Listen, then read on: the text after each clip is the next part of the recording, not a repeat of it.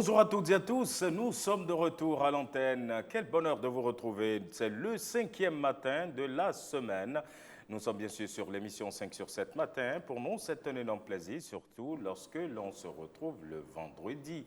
Un vendredi tout particulier parce que c'est aussi le 3 mai, la journée internationale de la liberté de la presse. Et donc, nous allons rester collés à cette actualité de liberté de presse, de liberté d'expression, avec un focus particulier sur les médias, bien sûr, cela vous le savez désormais. Nous sommes vendredi, c'est aussi le vendredi de la culture, mais également le vendredi de la société, et nous allons rester collés à tout ceci.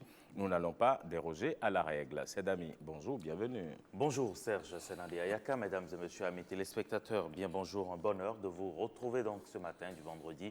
C'est le dernier jour de la semaine. Et puis ce jour, ce 3 mai justement, nous célébrons la journée mondiale pour la liberté de la presse. Vous l'avez dit, nous allons pouvoir revenir donc sur cela dans le forum de discussion. Nous parlerons des médias en général, mais plus spécialement de médias en matière d'audiovisuel et de la presse écrite, mais en période d'élection plus précisément. Et donc restez avec nous, nous en parlerons largement dans le forum de discussion. Et puis vous aussi, vous avez droit à la parole en parlant justement de liberté de la presse. Dites-nous simplement si vous faites confiance aux médias.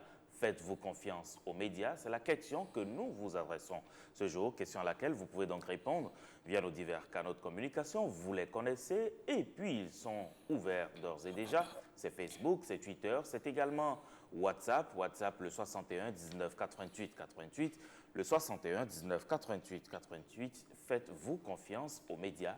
Répondez-nous tout simplement. Nous allons beaucoup parler de musique aujourd'hui.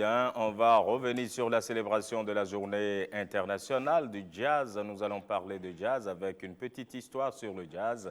Kofi Kovi se fera aujourd'hui le devoir d'être là, lui qui vous a fait faux bond dans la semaine. Il a promis être là pour cette petite histoire sur le jazz. Et parlant justement de jazz, avec deux jazzistes, nous allons terminer la journée aujourd'hui. C'est bien sûr les frères Arrandinou qui sont nos invités, c'est eux les artistes de la semaine. Ils vont nous balader un peu à travers de belles notes de jazz. Absolument. Et puisqu'on parle de jazz, vous savez qu'en matière de musique, le jazz nous amène également à danser, à esquisser quelques pas de danse. Nous allons pouvoir danser également, pourquoi pas, sur un rythme particulier avec un grand danseur professionnel. Il s'agit bien sûr de Alade Kofi Adolphe qui a célébré d'ailleurs avec le monde entier la journée mondiale de la danse, c'était lundi dernier. Nous allons revenir donc sur la danse comme étant un des plus hauts élans de la condition humaine. Lui qui est danseur professionnel depuis plus de 45 ans, il n'a pas arrêté de danser. Allez, restez simplement avec nous. On va parler aussi d'entrepreneuriat chrétien avec un leader chrétien qui nous propose de nous donner quelques pistes pour devenir leader simplement chrétien. On espère bien qu'on pourra avoir le sport. Ouais. On l'espère. On l'espère bien.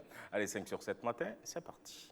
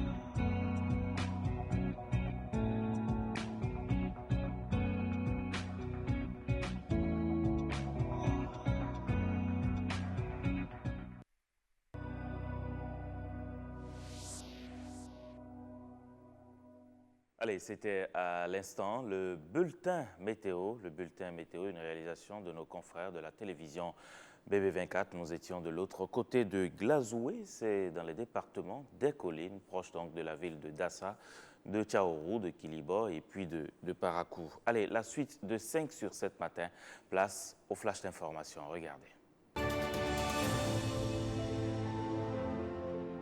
5 sur 7 le flash, bienvenue. La situation politique tendue à Cotonou à la une de l'actualité nationale et internationale. À ce sujet, le ministre des Affaires étrangères, Aurélien Agbenonsi, a rencontré le corps diplomatique accrédité au Bénin pour faire le point et les rassurer. Selon le ministre, un retour au calme est imminent. Dans un tout autre registre, évoquons à présent les infox ou fake news, les fausses nouvelles ou fake news et l'ordre social au Bénin. Thème d'une conférence organisée hier 1er mai par le groupe de réflexion Alternatives et Perspectives GRAP en collaboration avec la chaire UNESCO. Résultat attendu de cette rencontre, attirer l'attention des citoyens sur un phénomène qui perturbe l'ordre social. Bonne nouvelle pour les habitants de Malanville et environ. Effondré en septembre 2018, le pont de Malanville est désormais réfectionné et mis en service pour les usagers de la route inter-État numéro 2. Initialement prévu pour être rouvert au bout de 45 jours, les travaux de réfection de ce pont ont joué les prolongations avant de livrer une infrastructure ultramoderne et robuste. Les ouvriers du Bénin révélés à l'œuvre dans la commune d'Alada. Face aux jeunes de cette commune du Bénin, ce groupe de réflexion s'est donné pour mission d'expliquer le programme d'action du gouvernement aux populations à la base. Leur rencontre édifiante à bien des égards pour les jeunes participants. Et pour boucler ce flash, dans le cadre de la Semaine de l'énergie, des journalistes et des membres d'associations de consommateurs ont visité plusieurs structures du ministère de l'Énergie. Il s'agit des sites de production et de distribution diversement appréciés par les participants à cette rencontre. Fin de ce flash, merci de nous avoir suivis. Bonne suite des programmes de la Une avec 5-7 matin. Nous sommes bien sûr le 3 mai, nous allons faire focus suffisamment aujourd'hui sur la liberté de la presse. Nous allons revenir sur ces classements de RSF, nous allons en parler. Nous allons parler surtout du dessin de presse entre liberté d'expression et censure avec un dessinateur de presse et pas des moindres, Constant Onakpa. Nous allons revenir suffisamment sur cette forme d'expression qui est en train peut-être un peu de disparaître et que l'on connaît. On connaît désormais un peu moins. Allez, restez simplement avec nous, c'est 5 sur 7 matin, la saga continue.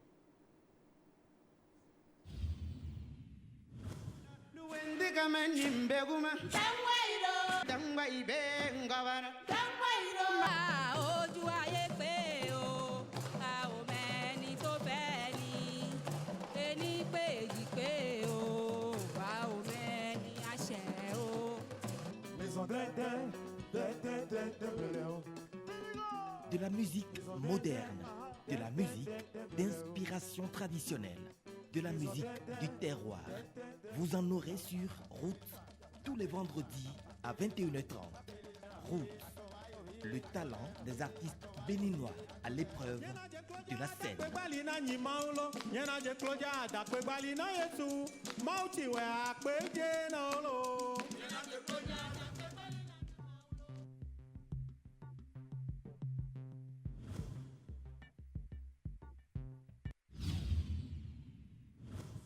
Tu pourras empêcher Mélissa de connaître la vérité, fais-le.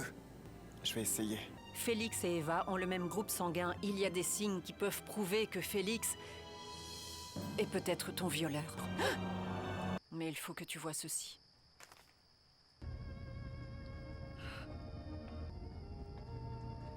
Non, attends. Je vais te le dire maintenant. C'est Félix. Félix est vraiment le père d'Eva. Ce qui fait de lui ton violeur. Laisse-moi partir! Je te méprise, toi et ta famille. Maman, c'est Félix. C'est lui qui m'a violée.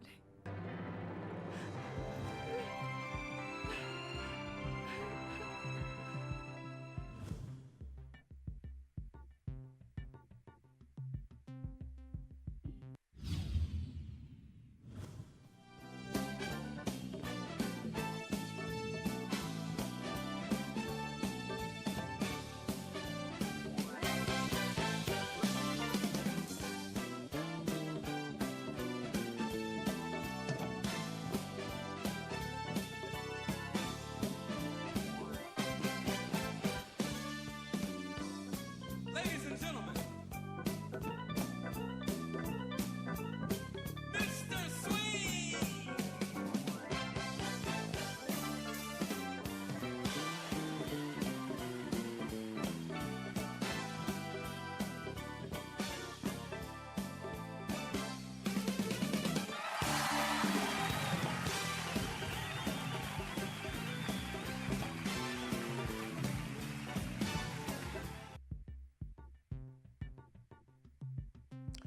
Allez, nous sommes de retour donc en plateau. Nous sommes bien le 3 mai. Le 3 mai, on célèbre la journée la journée mondiale pour la liberté de la presse. Nous parlerons donc essentiellement aujourd'hui de liberté de presse, de classement de Reporters sans frontières. Et puis, vous aussi, vous allez pouvoir nous dire ce que vous pensez de la presse. Dites-nous simplement ce que vous pensez aujourd'hui des médias. Sur le 61 19 88 88, c'est bien le numéro WhatsApp, ou si vous préférez, allez simplement sur Facebook ou encore sur Twitter. Partagez avec nous votre avis. Que pensez-vous des médias en général? Et lorsqu'on parle des médias, de liberté de presse et pourquoi pas de responsabilité des journalistes, le Sage également s'intéresse au sujet. Regardez.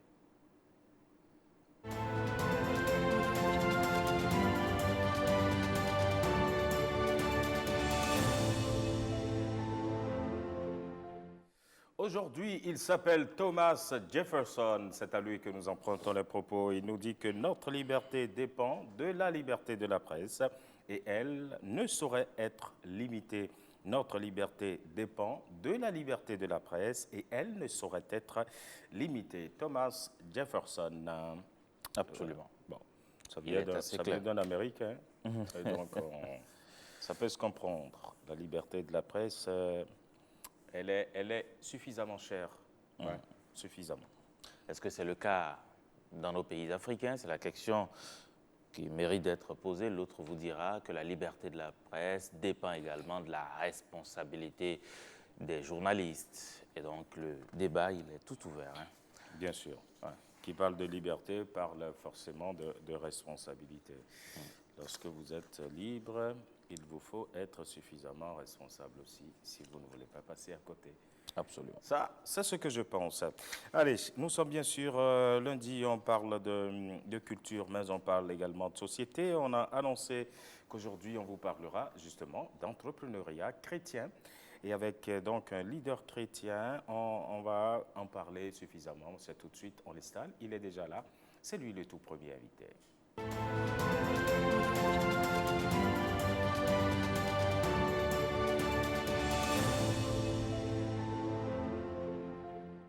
On parle donc d'entrepreneuriat chrétien. Qu'est-ce qu'il faut y comprendre réellement? On en parle avec Marius Béchaud. Bonjour. Bonjour, Monsieur Ricardo. Bonjour, Serge. Bonjour, ses amis Marius. téléspectateurs. Allez, bienvenue à vous. Comment allez-vous? Merci. On rend grâce à Dieu. D'accord. Alors, aujourd'hui, vous avez décidé de nous parler d'entrepreneuriat chrétien. Effectivement. Qu'est-ce que vous y mettez? Oui, l'entrepreneuriat chrétien, nous avons constaté aujourd'hui que plusieurs sont des chrétiens qui vont à l'église et crient Alléluia, Amen, gloire à Dieu, mais en réalité, on ne le voit pas sur le terrain. Or, Dieu a dit que je vous ai créé pour que vous arriviez à gérer la cité. Donc, un chrétien doit pouvoir avoir ce qu'on appelle la gestion de la cité. Et pour gérer la cité, ce n'est pas à l'église qu'on gère la cité. Vous voyez dans la Bible, au niveau de Genèse 1, verset 26, la Bible nous dit que puis Dieu dit, faisons l'homme à notre image, selon notre ressemblance, et qu'il domine sur les poissons de la mer, sur les oiseaux du ciel, sur le bétail et sur toute la terre. Voilà ce que la Bible dit. La Bible dit de dominer. Le mot dominer, d'abord, nous parle. Un pauvre ne peut jamais dominer. Un paresseux ne peut pas dominer. Et un ignorant ne peut jamais dominer. Aujourd'hui, on constate qu'on va à l'église, mais on demeure pauvre. Comment on peut dominer? On va à l'église, mais on est ignorant. Voilà pourquoi la Bible dit on peut périr faute de connaissance. Et puis, on est paresseux. On ne veut rien faire parce qu'on est à l'église de lundi jusqu'au dimanche. Et donc, à quel moment on peut arriver à gérer, on peut dominer? Et donc, voilà pourquoi on dit non. Il faut qu'on aille vers ces jeunes-là, surtout la jeunesse chrétienne, pour leur parler, pour les motiver. Après l'église, vous devez sortir pour travailler, pour faire quelque chose. C'est ça qui fera de vous quelqu'un qui peut dominer. Et donc, voilà pourquoi nous sommes là ce matin. Merci.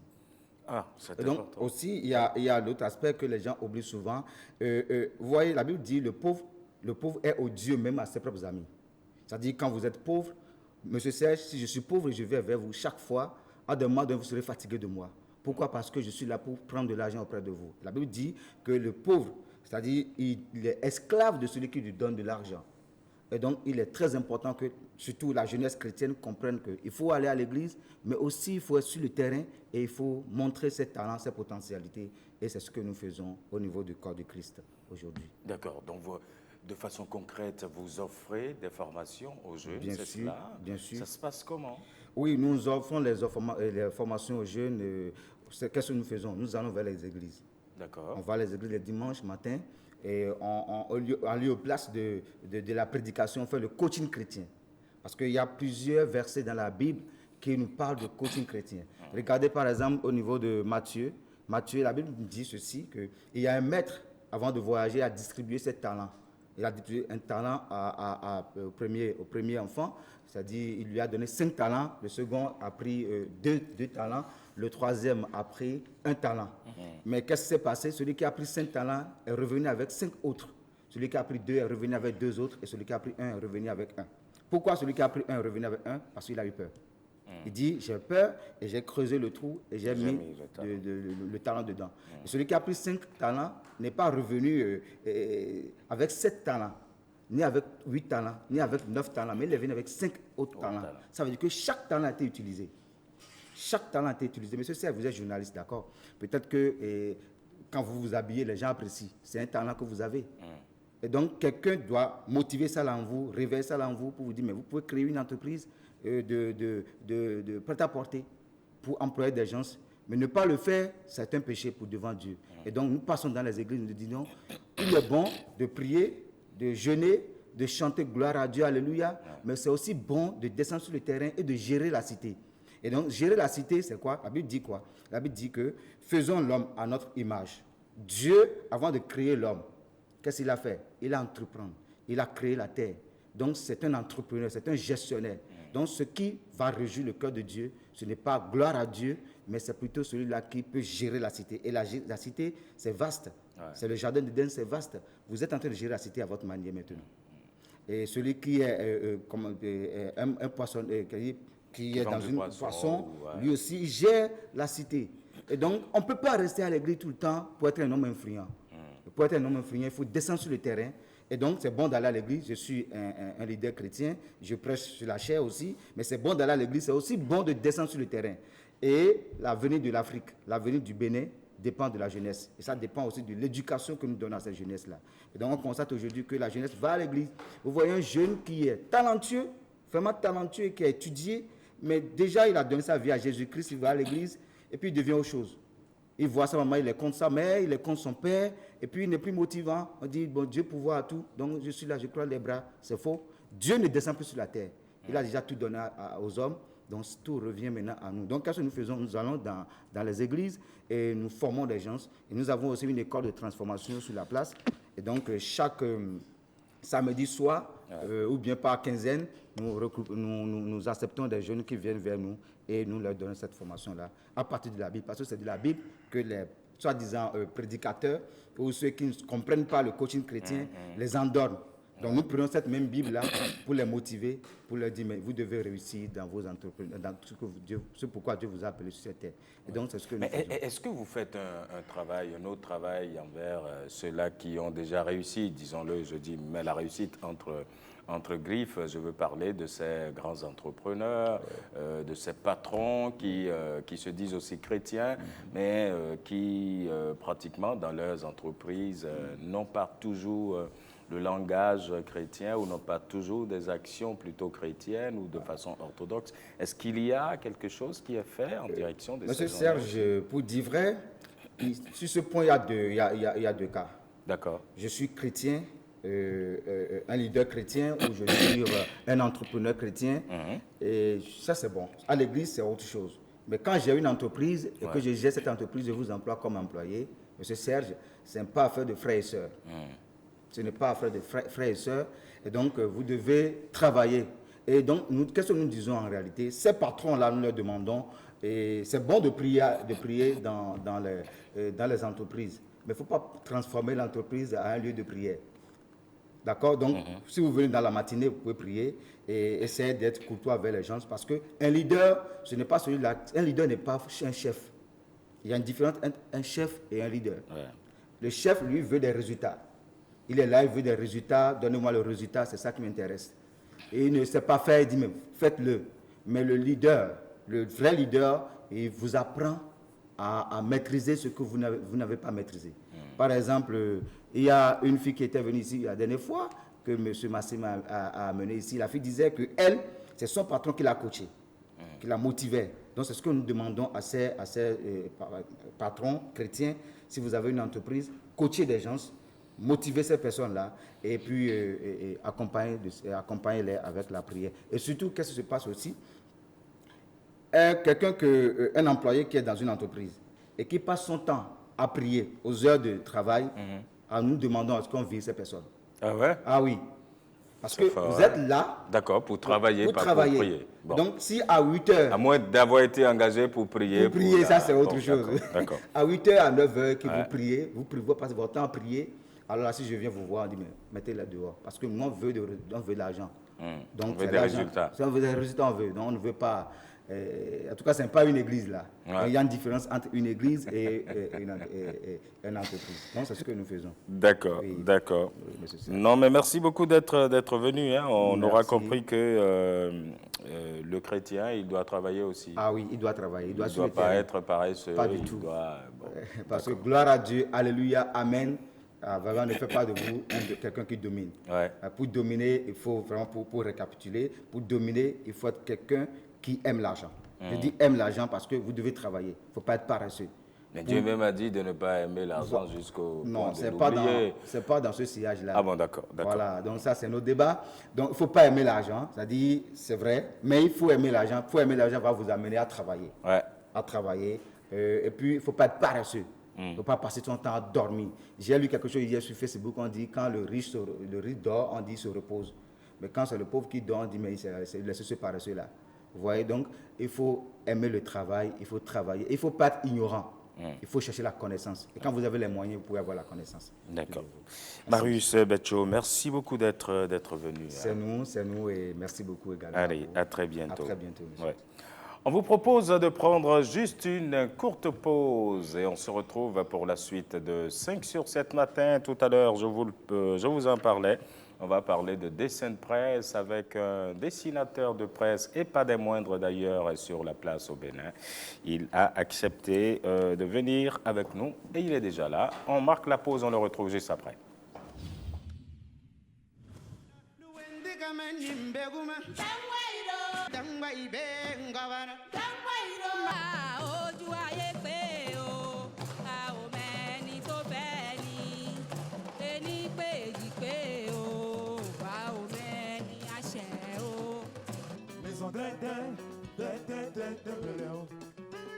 De la musique moderne, de la musique d'inspiration traditionnelle, de la musique du terroir. Vous en aurez sur Route tous les vendredis à 21h30. Route, le talent des artistes béninois à l'épreuve de la scène.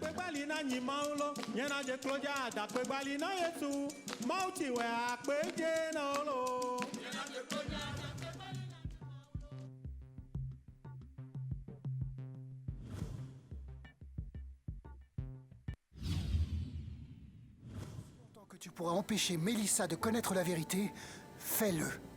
Je vais essayer.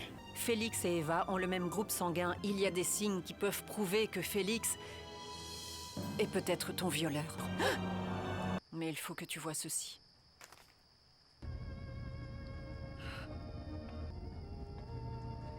Non, attends. Je vais te le dire maintenant. C'est Félix. Félix est vraiment le père d'Eva, ce qui fait de lui ton violeur. Laisse-moi partir. Je te méprise, toi et ta famille. Maman, c'est Félix. C'est lui qui m'a violée.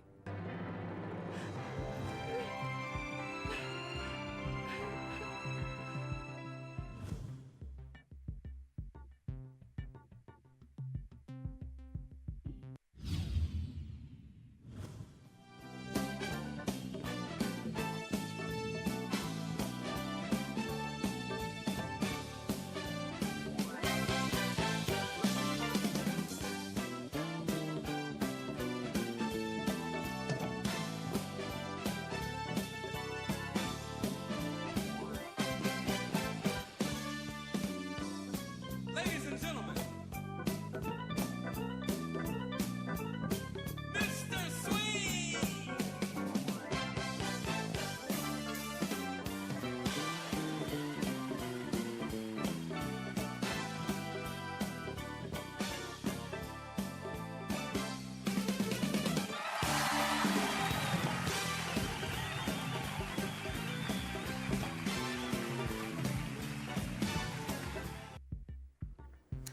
Nous sommes de retour en plateau, nous sommes bien le 3 mai, vendredi 3 mai, c'est la journée mondiale pour la liberté de la presse. Nous parlerons donc essentiellement ce jour de liberté de presse tout au long de cette émission. Je vous le rappelle, dans le forum de discussion dans un instant, il en sera question avec des journalistes, aussi bien de la presse audiovisuelle que de la presse en ligne, qui viendront par ici partager leur expérience avec nous. Mais comme nous vous l'avions annoncé à l'instant, nous parlerons à présent de dessin de presse. Quel est le lien qu'on peut en faire? Qu'est-ce qu'on peut y comprendre réellement? C'est tout de suite avec Constant Tonakpa qu'on installe dans un instant.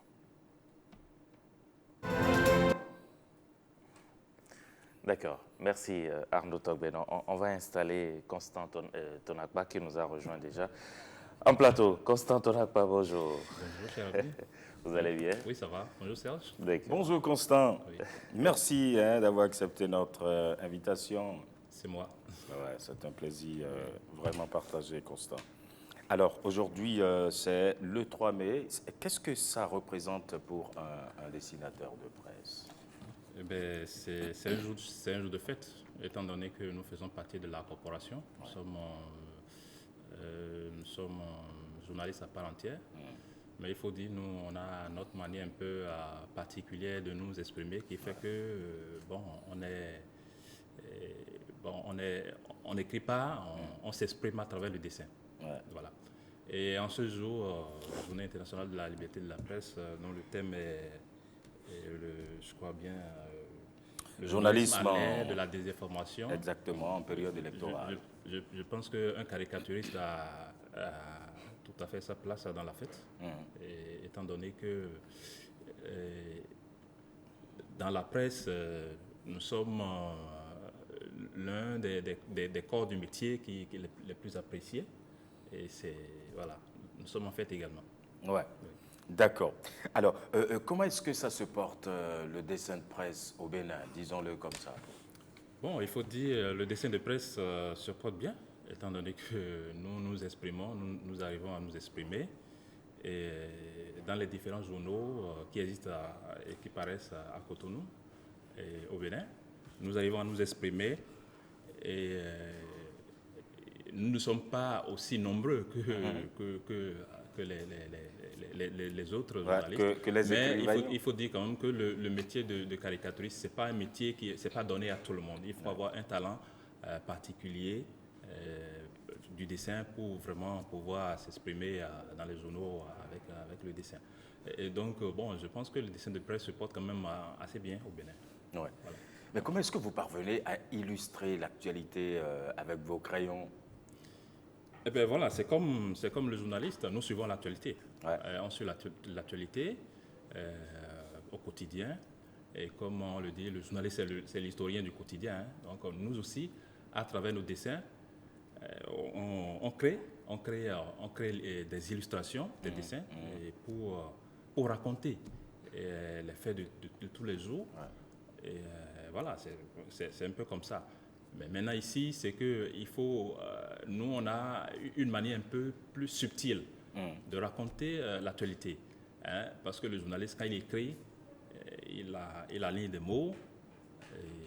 Et nous, quand vous alignez quoi? Si on doit essayer de décomposer première étape, deuxième ou troisième étape, la première étape, d'abord il faut avoir l'information. Il faut avoir le sujet. Hein. D'accord. Ensuite, l'inspiration vient tout Comment l'inspiration vous vient, justement? L'inspiration, c'est comme une machine qui est en nous, hein, et qui travaille en permanence.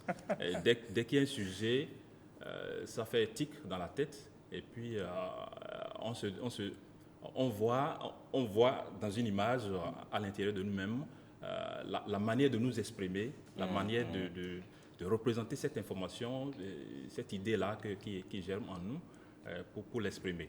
Et à partir de là, on prend le crayon, on commence par faire les premières esquisses. Et à partir de là, on ajoute le test. Un test qui est souvent dans les bulles, comme vous l'avez souvent remarqué aussi. Et à partir de là, on analyse nous-mêmes pour voir est-ce que cette expression, cette illustration qu'on vient de réaliser répond à cette actualité donc, que je veux faire passer dans la presse. Et est-ce que tout y est? C'est comme la sauce. Hein? Est-ce que j'ai mis assez de piment? Est-ce que j'ai mis assez d'oignons? Est-ce que j'ai mis assez d'huile pour que ça soit une bonne sauce, pour que ce soit une bonne caricature? Et voilà, à partir de là, on met les couleurs. C'est vrai que nous, on barre souvent, on déchire les papiers, on reprend. Est-ce que c'est la même chose aussi dans le dessin de presse? Bien sûr. Ouais.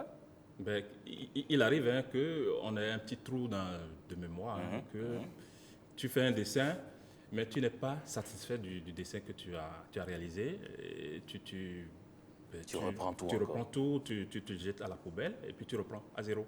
Mais... Ou bien carrément, tu fais un dessin, le test que tu as mis dans la bulle ne correspond pas à ce que tu veux exprimer. Ou bien au moment où tu as eu l'inspiration, l'idée que tu avais eue, tu as été distrait en temps et tu n'as pas pu retracer cette idée-là exactement dans la bulle. Donc tu seras obligé de patienter. Tu peux patienter toute une journée, pour trouver le test juste. Et il faut dire, ce test, ce n'est pas parfois kilométrique, hein, c'est juste deux ou trois mots, mais qui veut tout dire. Et qui te prennent toute une journée. Et ça peut te prendre toute une journée pour trouver juste 2 ou 3 mots pour exprimer cette actualité à travers ton dessin. Mais chez nous, par exemple, il y a des normes. Il y a certaines choses qu'on ne doit pas dire, et même quand on doit les dire, il faut porter des gants et tout ça. Est-ce que c'est la même chose chez vous? Tout à fait. Nous respectons obligatoirement, puisque nous sommes du métier, hein, la déontologie. Nous sommes au même... on doit suivre la déontologie, hein, obligatoirement. Mais ici, le caricaturiste, il est un peu plus subtil, il est un peu plus malin. Ce que le journaliste ne peut pas dire, ce que le photojournaliste ne peut pas prendre, lui, il a une manière subtile de le dire, et ça passe. Et ça passe. Parce que, bon, il y a... Parce que justement, est-ce que ce n'est pas parce qu'il faut mettre du temps pour décoder tout ceci? Parfois, Constant peut parler de moi d'une façon dévoyée sans que je sache véritablement que c'est moi en réalité. Tout à fait. Chez nous, en la matière, on parle de degré. Ah d'accord. Ou bien on parle de niveau. C'est-à-dire, je vous fais une caricature et vous la voyez et ça ne vous dit rien. Exactement. Ou bien vous voyez une caricature dans un journal et ça ne vous dit rien. c'est juste un dessin, ça ne vous dit Ouais. rien. Mais une semaine après, vous relisez la même caricature et vous pouffez de rire. Ouais. Là, on parle de niveau. C'est-à-dire, il y a le premier niveau où tout le monde peut comprendre juste un dessin. Il y a l'humour plat, Ouais. que tout le monde, accessible, que tout le monde comprend tout de suite. Mhm. Ça, c'est à la portée de tout le monde. Il y a le deuxième niveau où c'est un peu plus corsé, où bon, il faut d'un certain niveau connaître cette actualité, Exactement. être du pays, Ouais, être ouais. dans le contexte et comprendre. Parce que je fais un dessin ici qui est dans le contexte béninois, où je parle de l'actualité béninoise. Je ne sais pas, un Iranien ou bien, je ne sais pas, un Congolais, Ouais. quand il voit le même dessin, il ne comprend pas tout de suite. Exact. Mais s'il est dans le contexte béninois, il comprend. Ouais. Parce que nous avons nos expressions ici, nos expressions de rue, nos expressions courantes ici, que nous mettons aussi dans nos dessins et qui permet de comprendre l'actualité. Ouais. Donc, il y a plusieurs niveaux de compréhension. Parfois, on va tellement loin qu'il faut vraiment que le dessinateur lui-même il vienne pour vous expliquer ce qu'il a mis voulu dire. dans le dessin. Mais quand on en arrive là, c'est que c'est déjà très corsé. Et bon, sinon, la plupart du temps, en général, le dessin qu'on publie, c'est un dessin qui doit être à la portée de tout le monde. Ouais, ouais. Parfois, on joue un peu le jeu, on essaie de corser un peu pour que... Vous savez ce qui m'intéresse, bon, je connais un peu votre parcours au quotidien, le matinal, vous avez travaillé un peu partout, vous avez remporté beaucoup de prix d'ailleurs. Vous avez étudié ça où? Bon, le dessin, il y a des écoles, hein. Il y a des écoles, mais je peux vous dire que les meilleurs dessinateurs, comme on dit souvent, les meilleurs journalistes, Ils l'ont appris sur l'État. les meilleurs dessinateurs de presse, les meilleurs caricaturistes, ce n'est pas des gens qui ont fait des écoles. J'ai rencontré Plantu en 2006, Plantu, le dessinateur du quotidien Le Monde en 2006. Ils sont d'ailleurs à Addis Abeba actuellement ouais. pour la journée de la liberté de la presse avec quelques confrères de la sous-région. Et je l'ai rencontré, lui il a fait une grande école. Il a fait l'Institut Saint-Luc en Belgique, à Bruxelles. Et j'en ai rencontré plein d'autres qui sont excellents dans le domaine, qui dessinent bien, mais qui ne sont jamais allés à l'école du dessin. Et je peux vous dire, on n'a pas forcément besoin d'aller dans une école de dessin pour faire le dessin. On a la chose en nous. Le dessinateur de presse, c'est d'abord, je peux dire, le journaliste aussi, c'est en griffe un artiste. Ouais. Mais le dessinateur de presse, c'est un artiste. Tout simplement. Tout simplement. Ben ouais. Comme un chanteur, comme un humoriste. Bon, vous ne me direz pas que Pipio Baho, il a été dans une école d'humour, bien, de théâtre. Ouais. Mais il vient sur le plateau, en 2 minutes, il vous fait rire. C'est Jusqu'à la effectif. fin de l'émission. Ben ouais. Vous voyez? Donc, c'est un peu la même chose chez nous aussi. Ouais. D'accord. Et moi, je n'ai pas fait une école de dessin, mais on a eu des formations pour améliorer nos techniques. Pour peaufiner, pour les peaufiner, voilà. connaissances. J'ai fait l'Institut de Saint-Luc, Bruxelles, où j'ai fait un stage là-bas pour être un peu au contact des réalités dans des grands pays où les gens exercent le même métier que moi, pour aller au contact de ces réalités-là. Bon, on a fait des formations, bon, comment colorier un dessin, ce qui est basique pour le dessin. Parce qu'au départ, on ne connaissait pas toutes ces choses-là. Tu commences dans ta chambre, tu fais ton dessin sur ta table, tu te demandes si c'est bon. Après, quand tu commences à être confronté au public, à publier dans les journaux, tu te demandes est-ce que ton dessin passe. Et c'est là que tu te rends compte qu'il te faut gravir des échelons, apprendre un peu plus pour être au même niveau que les autres dans ton pays, que les autres dans ton continent et pourquoi pas que les autres dans le monde entier. Puisque on voyage aussi. Je suis de temps en temps invité à des festivals hors du Bénin où je me rends compte, quand je fais mon exposition, je me rends compte que mon stand est souvent très visité. Ouais. Donc c'est la preuve que ce que je fais est bien. Vous avez du talent, tout simplement. Merci. Je vous ai vu avec votre crayon tout à l'heure en train de faire... Qu'est-ce que vous vouliez faire? Bon, j'ai commencé un petit dessin là que En réfléchissant. Je vais sûrement vous offrir à la fin de l'émission. Tout à l'heure. Allez, il faut rester avec nous jusqu'à 7 heures au moins, parce que celui que nous allons recevoir, c'est un artiste, et pas des moindres, enfin, comme vous un peu, hein. Mais il est artiste de la chanson, un acteur culturel. Ça lui fait combien d'années de métier? On était encore tout jeune à l'époque. On installe notre invité fil rouge d'ailleurs, qui nous vient de Dassa Zoumen. C'est bien sûr Ras Bawa au coucou. C'est tout de suite.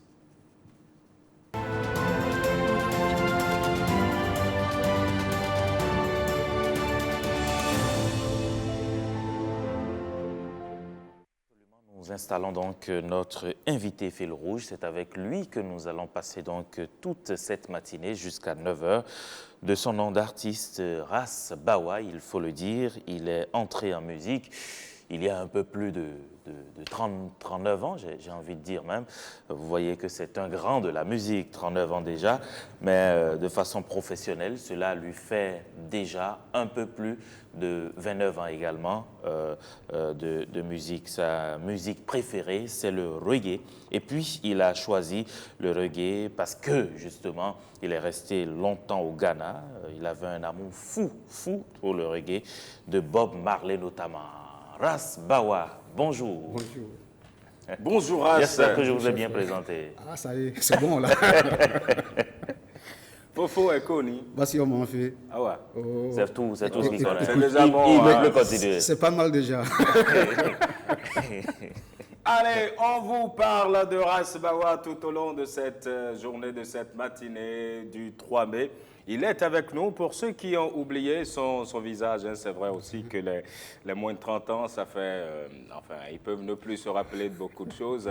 On va écouter juste un bout de Ras Bawa. Écoutez ça, et puis on vous revient.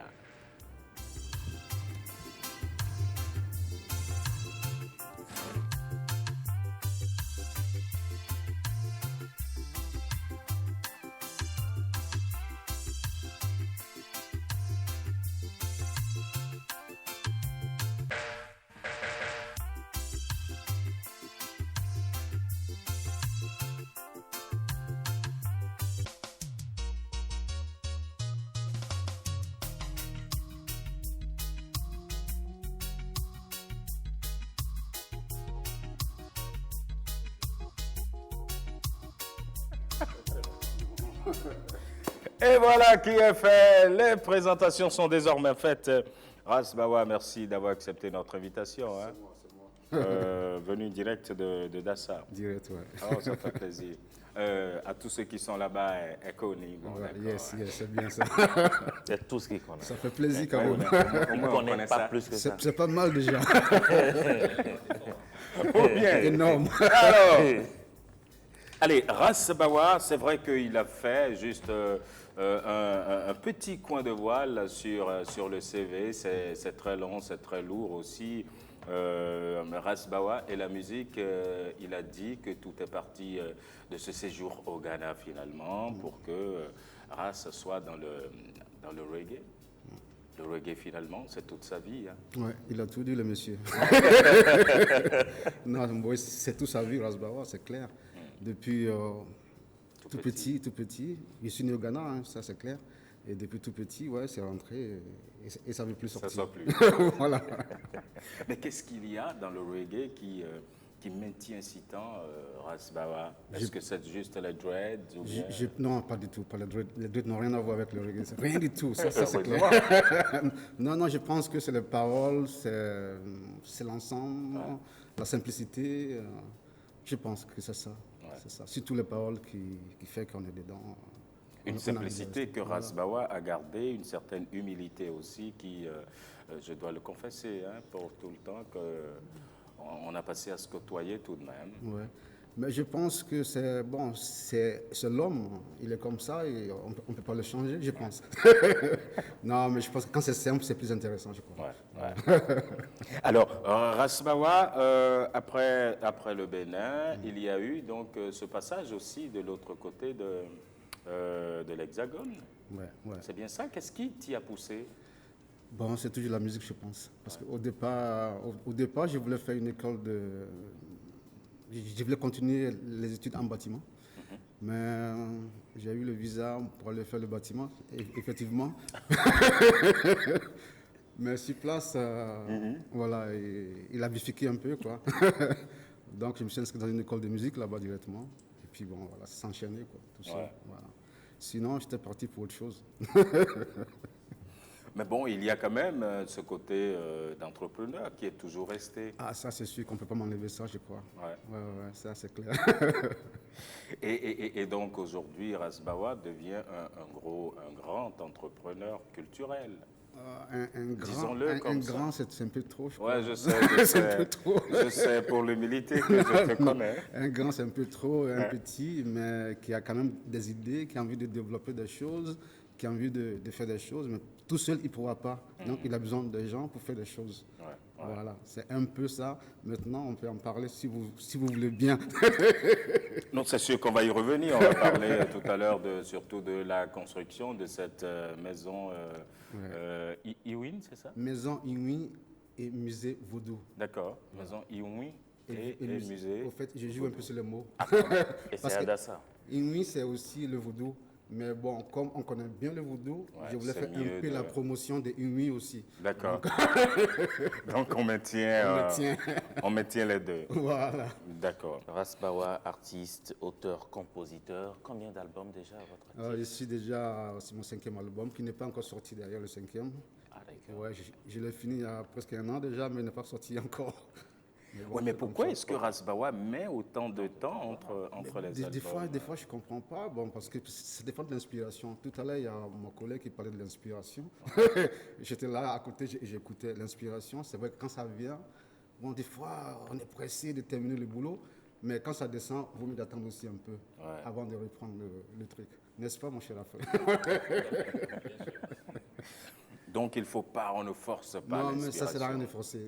Enfin, de mon côté, moi, je ne force pas en tout cas. J'essaie de ne pas forcer. Cool. Calm down. Voilà. Exactement. Alors, parlons justement de cette maison Iwin. Pourquoi une idée comme celle-là? Voilà. Question simple, mais efficace. Pourquoi? Ben, c'est parce qu'il est temps qu'on se lève, il est temps qu'on mette en valeur notre patrimoine, il est temps qu'on mette en valeur notre culture, parce que j'ai eu la chance de bouger un peu d'ici, et je vois qu'ailleurs, les gens parlent beaucoup de la culture, mais nous, on vient d'où alors? Je ne suis pas en train de créer, mais nous, on suit simplement le président de la République qui a dit que les Africains ont leur culture et que les Européens aussi ont leur culture. Ce n'est pas moi qui l'ai dit. Mais bon, j'ai pensé quand même à ça depuis très longtemps. Donc, je ne suis pas en train d'inventer, je suis seulement le mouvement. Alors, notre culture est carrément bafouée quelque part, si on peut le dire. Quand les Européens parlent, que ce soit les politiciens, ils disent toujours « nous sommes de culture judéo-chrétienne ». Mais moi, les Béninois, c'est de quelle culture alors? J'ai eu la chance tout dernièrement d'écouter le président de la République qui a dit que nous, on est des cultures vaudou. Mais ce jour-là, j'ai pleuré parce que c'est la première fois que j'entends un président de la République parler comme ça. Donc du coup, la machine s'est enclenchée en même temps. Je me suis dit, ben, s'il faut que je m'endette, je vais m'endetter pour construire cette maison-là. Alors c'est un ensemble qui m'a poussé. C'est vrai que l'idée était là depuis fort longtemps, mais ça m'a... Je ne suis pas là pour parler de la politique, il faut que je maintienne ça. On ne veut pas parler de politique. Malgré qu'on nous a coupé l'Internet quand même pendant un moment, pendant une journée. C'est juste une journée. Mais bon, c'était une panne technique.